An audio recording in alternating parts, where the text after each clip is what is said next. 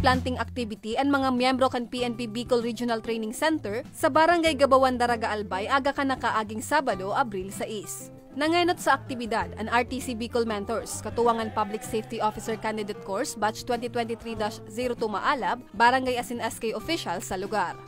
Sigun kay Police Lieutenant Colonel Romel Ilardo, ang Assistant Chief kan RTC Bicol, obheto kan aktibidad na mamantinir ang presko asin berdeng kapalibotan na labi ng gad ka-importante, urug pan maniba ibang natural na kalamidad ang minatama sa inmanaruna kan kinaban.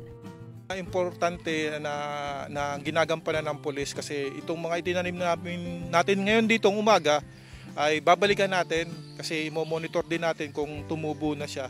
So ito yung handog ng mga kapulisan sa nabanggit niyo pong climate change kasi malaki ang maitutulong nito sa atin. Tinawan doon man ni Police Executive Master Sergeant Ryan Lenaresas, ang Training Executive Senior Police Officer asin ang tagapagtaramgan RTC Bicol, na apwera sa pagiging dedikadong public servants. Saro pa sa mga pigtataawanin danin prioridad, iyon pagpangataman sa kapalibotan.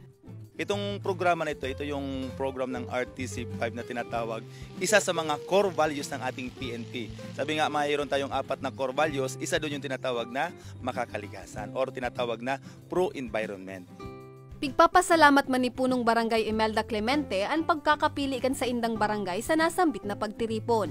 Ako lang pasalamat po na sa barangay mi po ang nabisita ninda para po sa tree planting, para po madagdagan man po ang mga puno naman didi. Siyempre para po sa ikararahay man po inikan sa amon na barangay. Para sa mga susunod na mga henerasyon, makita man po ninda na magibo man po sinda kay araw kaining tree planting.